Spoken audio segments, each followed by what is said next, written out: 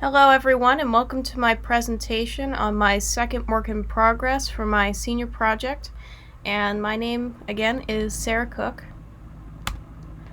So the highlight of my concept. So basically I'm creating a 3D model world in Unity, and it is a small village of very powerful wizards. So these wizards are incredibly magically powerful but have no idea how to create any sort of architecture. So when they created their little village, they thought to themselves, well, I don't know how to make a house, but here I've got this fork that I can make humongous, so I can make this into my house.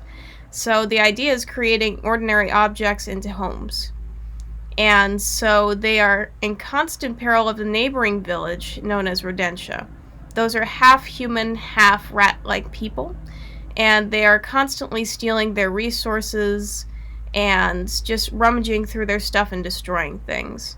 They are allies, however, with the Owlings, who basically eat the residents of Rodentia, but also are incredibly knowledgeable and help them with creating their village and furthering their magical knowledge.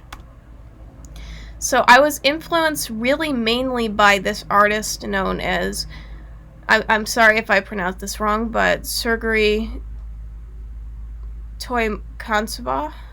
I'm so sorry about the name.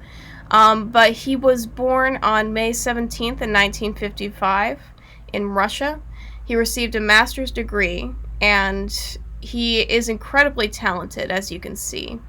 He bases his drawings on folklore and myths and just creates normal objects into all kinds of just worlds. So he has, as you can see on the right, they took some goblets and turned that into an entire living structure and put a whole village on top of this animal here.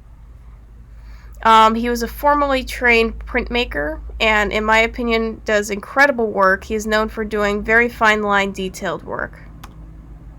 I was also influenced by all types of fairy tale stories, especially the story of the woman who lived in the shoe. I love the idea of having a ginormous shoe and being able to live inside, again using everyday objects as your home. And this story basically goes that, there was an old lady who had a bunch of little kids and a husband, and their house was destroyed by a giant, and when that happened, they went looking around for a new home, and they found a gigantic shoe, probably left by the giant, and they said, hey, let's make that into our home, and it fit all of her family inside. So here's some of the work that I've started so far. I have done the basic layout of the terrain, and as you can see here, I've gotten a bunch of textures in here. I've downloaded a bunch of trees, and I'm getting the basic road work done. It will be a lot more detailed as I continue, but I think it's a very good start. This is one of the models that I've been working on. So this is again by his creations. So I took his layout of this knife house and I created this 3D model here, and I did some basic texturing, but I'm going to go into Mudbox and add more fine detail. I also made this model as well of a fork house.